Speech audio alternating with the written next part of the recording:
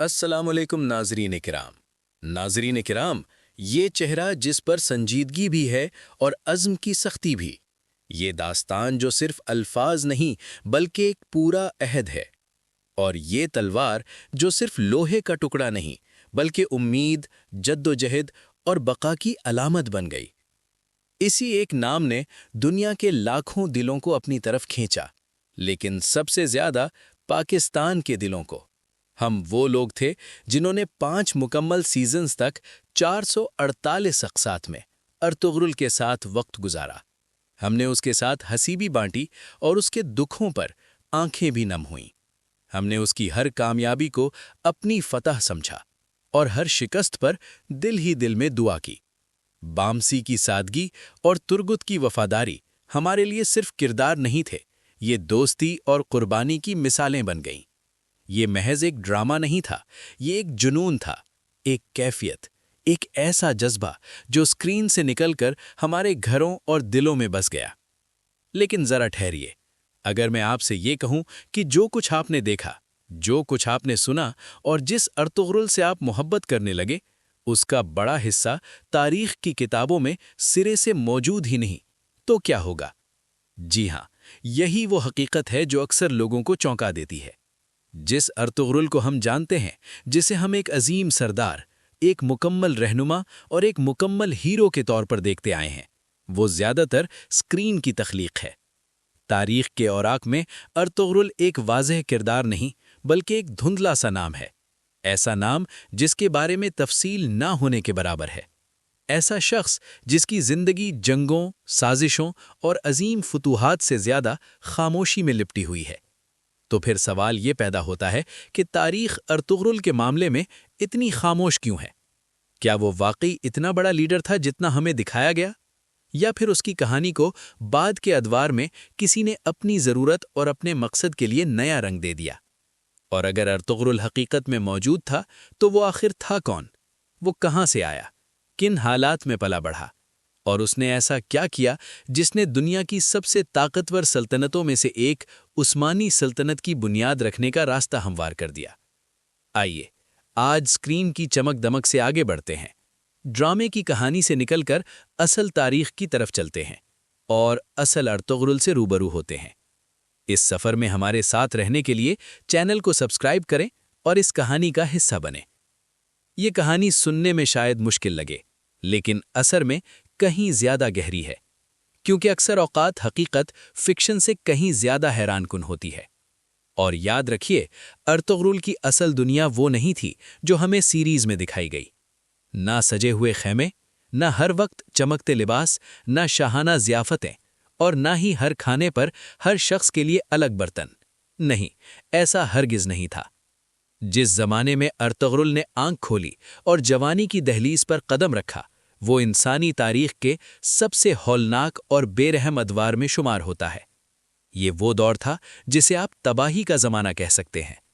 شاید یہی وجہ ہے کہ اس ڈرامے کا نام رکھا گیا دریلیش، یعنی تباہی کے بعد زندگی کی جدوجہد۔ یہ 13ویں صدی کا زمانہ تھا، ایک ایسا دور جسے انسانی تاریخ کے سب سے سیاہ ادوار میں شمار کیا جاتا ہے۔ پوری مسلم دنیا، خاص طور پر وسطی ایشیا کے ترک علاقے، ایک ایسے خوفناک طوفان کی زد میں آ چکے تھے جس کا نام سن کر دل دہل جاتا تھا۔ منگول چنگیز خان اور اس کے بعد آنے والی اس کی نسلیں دنیا پر اس شدت سے ٹوٹ پڑیں جیسے آسمان سے کوئی آفت نازل ہو گئی ہو۔ یہ صرف فوجی نہیں تھے، یہ صرف حملہ آور نہیں تھے، یہ موت کے سوداگر تھے۔ جس شہر سے یہ گزرے، وہ شہر باقی نہ رہا۔ گھر ملبے میں بدل گئے، بازار راکھ بن گئے اور گلیاں قبروں میں تبدیل ہو گئیں۔ جس دریا کے کنارے یہ پہنچے، اس کا پانی خون سے لال ہو گیا۔ ان کے لیے نہ مسجد مقدس تھی، نہ مدرسہ، نہ عورت، نہ بچہ۔ علم اور تہذیب کے وہ عظیم مراکز جو صدیوں سے اسلامی دنیا کی پہچان تھے، بخارا، سمرقند، خوارزم، مرو، یہ سب منگول یلغار کے سامنے زمین بوس ہو گئے۔ یہاں تک کہ بغداد، علم کا شہر، خلافت کا مرکز، وہ بھی محفوظ نہ رہ سکا۔ لاکھوں مسلمان یوں قتل کیے گئے جیسے کسی نے انسان نہیں بلکہ کوئی بے جان چیز کاٹ دی ہو۔ یہ ایک جنگ نہیں تھی، یہ ایک قیامت تھی۔ اس قیامت سے بچنے کے لیے وسطی ایشیا کے ترک قبائل اپنے گھر بار، اپنی زمین، اپنی پہچان، سب کچھ چھوڑ کر جان بچانے کے لیے مغرب کی سمت نکل پڑے۔ لیکن سوال یہ تھا کہ مغرب میں کیا تھا؟ کوئی محفوظ ٹھکانہ، کوئی مضبوط اسلامی ریاست، کوئی ایسا سایہ جہاں سر چھپایا جا سکے؟ بالکل نہیں۔ وہاں بھی حالات بکھرے ہوئے تھے۔ مشرق وسطیٰ میں یورپ سے آنے والے صلیبی لشکر تباہی پھیلا رہے تھے، شہر کے شہر ان کی جنگوں میں جل رہے تھے، اور آج کے ٹرکی کا علاقہ جسے ہم اناطولیہ کے نام سے جانتے ہیں، دو کمزور طاقتوں کے درمیان دبا ہوا تھا۔ ایک طرف سلجوق روم، جو ترک ہونے کے باوجود اپنی پرانی طاقت اور وقار کھو چکے تھے۔ دوسری طرف بازنطینی سلطنت، ایک قدیم عیسائی قوت جو اپنے زوال کے آخری مرحلے میں داخل ہو چکی تھی۔ صلیبی جنگوں نے دونوں طاقتوں کو نڈھال کر دیا تھا۔ ان کے خزانے خالی، فوجیں تھکی ہوئیں اور اقتدار کمزور ہو چکا تھا۔ یوں محسوس ہوتا تھا کہ ان کا انجام بس قریب ہی ہے۔ اب ذرا سوچئے، ایک طرف منگولوں کی بے رحم یلغار، دوسری طرف بکھرا ہوا نظام، کمزور ریاستیں اور ہر طرف خوف۔ تو وسطی ایشیا کے ترک آخر جائیں تو کہاں جائیں؟ ان کے لیے صورتحال بالکل ایسی تھی جیسے آگے اندھیرا کنواں ہو اور پیچھے گہری کھائی۔ لیکن ہجرت کے سوا کوئی راستہ نہیں تھا۔ اگر زندہ رہنا تھا تو چلنا ہی پڑتا تھا۔ انہی مہاجر ترک قبائل میں ایک قبیلہ ایسا بھی تھا جس کا نام تھا کائی۔ نہ ان کے پاس کوئی وطن تھا، نہ اپنی زمین، نہ کوئی مضبوط پناہ۔ وہ کسی سلطنت کی تلاش میں نہیں نکلے تھے، وہ فتوحات کے خواب نہیں دیکھ رہے تھے۔ وہ صرف اپنی عورتوں، اپنے بچوں اور اپنے بوڑھوں کو منگول تلواروں سے بچانا چاہتے تھے۔ ان کا مقصد بہت سادہ تھا، کسی طرح زندہ رہ جانا۔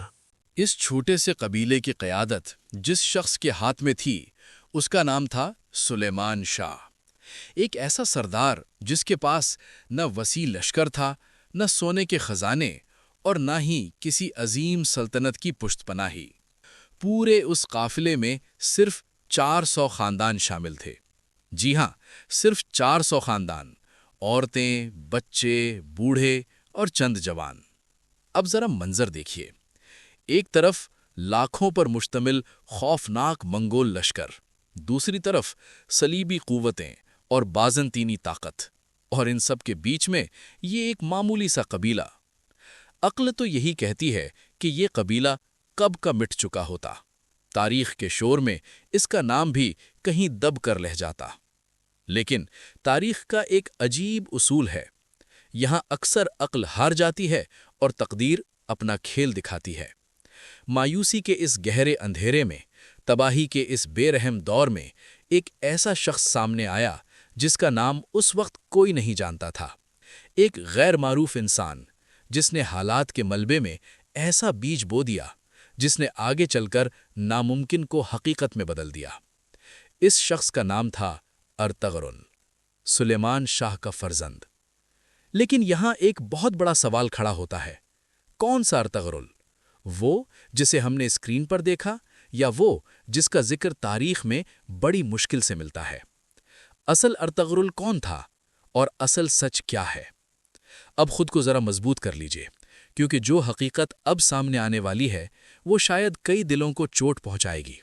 لیکن ایک بات یاد رکھیے، حقیقت تک پہنچنے کے لیے دل کا ٹوٹنا اکثر ضروری ہوتا ہے۔ آئیے ذرا یاد کریں کہ ہم نے ڈرامے میں کیا دیکھا۔ ارطغرل اور حلیمہ سلطان کی رومانوی محبت جس پر پورے سیزنز گزر گئے، صلیبی قلعے جہاں گرانڈ ماسٹر پیٹرس جیسے خوفناک کردار نظر آئے، منگول سردار نویان جس کے ساتھ مار کے سانس روک لینے والے تھے، اور پھر وہ روحانی سایہ جو ہر مشکل میں ارطغرل کے ساتھ کھڑا دکھایا گیا، ابن عربی۔ ہر موڑ پر رہنمائی، ہر فیصلے پر دعا، ہر آزمائش میں سہارا، سب کچھ کتنا دلکش لگتا تھا۔ ہم میں سے اکثر جذباتی ہو گئے تھے۔ لیکن اب حقیقت کی طرف آئیے۔ تاریخ کی کتابیں ان تمام باتوں پر خاموش ہے، بالکل خاموش۔ سچ یہ ہے کہ ارطغرل کے اپنے زمانے یعنی 13ویں صدی سے ایک بھی مستند تحریری حوالہ موجود نہیں، نہ کوئی مکمل کتاب، نہ کوئی ذاتی تحریر، نہ کوئی سرکاری فرمان۔ ایسا لگتا ہے جیسے ارطغرل تاریخ کے ایک سیاہ خلا میں گم ہو گیا ہو۔ آپ چاہیں تو اسے تاریخ کا بلیک ہول کہہ سکتے ہیں۔ یہاں تک کہ مورخین ارطغرل کی زوجہ کے نام پر بھی کسی ایک نتیجے پر نہیں پہنچ سکے۔ یعنی ڈرامے میں دکھائی گئی محبت کی پوری داستان در حقیقت کہانی نگار کی تخلیق تھی۔ یہی وہ تلخ حقیقت ہے جسے ماننا آسان نہیں۔ اور ابن عربی؟ اس میں کوئی شک نہیں کہ وہ واقعی اسلامی تاریخ کے عظیم صوفی بزرگ تھے، لیکن کیا وہ حقیقت میں ارطغرل کے مرشد تھے؟ تاریخ اس پر بھی خاموش ہے۔ اب ذرا تاریخ کو دیکھیے۔ ابن عربی 1240 میں وفات پا چکے تھے، جبکہ ارطغرل کا اثر اور کردار اس کے بعد کے برسوں میں سامنے آتا ہے۔ کوئی مستند ثبوت نہیں کہ ان دونوں کی ملاقات کبھی ہوئی بھی ہو، یعنی یہ روحانی رشتہ بھی زیادہ تر اسکرین کی پیداوار تھا۔ نویان اور ٹیمپلرز۔ یہ بات درست ہے کہ یہ کردار کچھ حقیقی تاریخی شخصیات سے متاثر ضرور تھے، لیکن ارطغرل کے ساتھ ان کی جو جنگیں دکھائی گئیں، ان کی جو دشمنی بنائی گئی، وہ زیادہ تر کہانی کا حصہ تھیں۔ تاریخ ان مارکوں کی تصدیق نہیں کرتی۔ تو پھر یہاں ایک بہت بڑا سوال کھڑا ہو جاتا ہے۔ جب ارطغرل کے زمانے کا کوئی واضح ریکارڈ موجود ہی نہیں، تو کیا ارطغرل واقعی موجود بھی تھا، یا پھر وہ بھی کنگ آرتھر کی طرح ایک خوبصورت افسانہ تھا جو نسل در نسل سنایا جاتا رہا؟ جواب ہے نہیں۔ ارطغرل کوئی افسانہ نہیں تھا، وہ ایک حقیقی انسان تھا، اور اس بات کی ایک ٹھوس اور ناقابل تردید دلیل آج بھی موجود ہے۔ ایک چھوٹا سا سکہ، جی ہاں، صرف ایک سکہ، جو آج بھی استنبول کے ایک میوزیم میں محفوظ ہے۔ یہ سکہ ارطغرل کے بیٹے عثمان کے دور کا ہے، اور اس سکے پر جو الفاظ کندہ ہے وہ بہت کچھ کہہ دیتے ہیں۔ عثمان بن ارطغرل، یہی وہ واحد لیکن مضبوط تاریخی ثبوت ہے جو اس بات کی تصدیق کرتا ہے کہ ارطغرل نام کا ایک شخص واقعی موجود تھا۔ وہ عثمان کا والد تھا، اسی عثمان کا جس کے نام سے آگے چل کر عثمانی سلطنت وجود میں آئی۔ یہ ایک سکہ تاریخ کی طویل خاموشی پر بھاری پڑ جاتا ہے، یہ خاموشی کو توڑ دیتا ہے۔ اب سوال یہ نہیں رہتا کہ ارطغرل تھا یا نہیں، بلکہ سوال یہ بنتا ہے کہ پھر اس کی پوری کہانی کہاں سے آئی؟ کیا ڈرامہ لکھنے والے نے سب کچھ خود گھڑ لیا؟ جواب ہے نہیں۔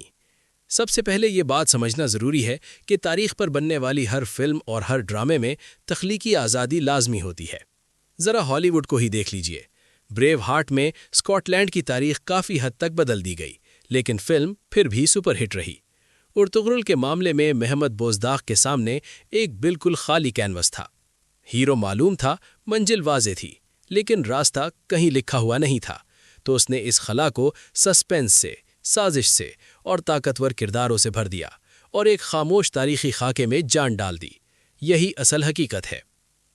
اصل تاریخ میں ارطغرل نہ کوئی سلطان تھا، نہ وہ کسی عظیم سلطنت کا فرمانروا، نہ ہی کسی لاکھوں کے لشکر کا سپہ سالار۔ وہ صرف ایک چھوٹے سے قبیلے کا سردار تھا، جو اپنے لوگوں کو زندہ رکھنے کی کوشش کر رہا تھا۔ اس کا اصل کارنامہ کوئی شاندار جنگ نہیں تھا، بلکہ ایک فیصلہ تھا، ایک ایسا فیصلہ جو اس وقت دیوانگی لگتا تھا، لیکن حقیقت میں شطرنج کی ایک زبردست چال تھا۔ اس نے مشرق کی طرف جانے کے بجائے شمال مغرب کا رخ کیا، بازنطینی سرحد کے قریب، اور وہیں سے تاریخ نے نیا موڑ لیا۔ ارطغرل نے تقریباً 50 سال سوغت میں گزارے، خاموشی سے، سمجھداری سے اور صبر کے ساتھ، اور یہی وہ بنیاد بنی جس پر عثمان نے ایک عظیم سلطنت کھڑی کی۔ اصل سبق یہی ہے، ہمیں ڈرامے کے ہیرو کو نہیں بلکہ تاریخ کے کردار کو اپنانا چاہیے، کیونکہ ڈرامہ ختم ہو جاتا ہے لیکن کردار صدیوں تک زندہ رہتا ہے۔ اب انتخاب آپ کے ہاتھ میں ہے، اسکرین کا ہیرو یا تاریخ کا وہ سبق جو واقعی دنیا بدل سکتا ہے۔ تو ناظرین، یہ تھی ارطغرل کی اصل کہانی، نہ وہ چمک جو اسکرین پر دکھائی گئی اور نہ وہ شور جو ڈرامے نے پیدا کیا، بلکہ ایک خاموش انسان، ایک چھوٹا سا قبیلہ اور ایک ایسا فیصلہ جس نے آنے والی صدیوں کا رخ بدل دیا۔ یہ ویڈیو کسی ہیرو کو گرانے کے لیے نہیں تھی، بلکہ حقیقت کو سمجھنے کے لیے تھی، کیونکہ تاریخ ہمیں خواب نہیں دکھاتی بلکہ راستہ دکھاتی ہے۔ اگر آپ کو یہ کہانی سوچنے پر مجبور کر گئی ہے، اگر اس نے آپ کا نظریہ بدلا ہے یا آپ کو ڈرامے اور حقیقت کے فرق کا احساس دلایا ہے، تو ویڈیو کو لائک کریں، چینل کو سبسکرائب کریں اور کامنٹ میں ضرور بتائیں کہ آپ اس موضوع پر کیا سوچتے ہیں۔ ہم دوبارہ ملیں گے ایک اور ایسی ہی کہانی کے ساتھ جو اسکرین سے نہیں بلکہ تاریخ کے صفحات سے نکل کر آئے گی۔ तब तक के लिए अल्लाह हाफिज।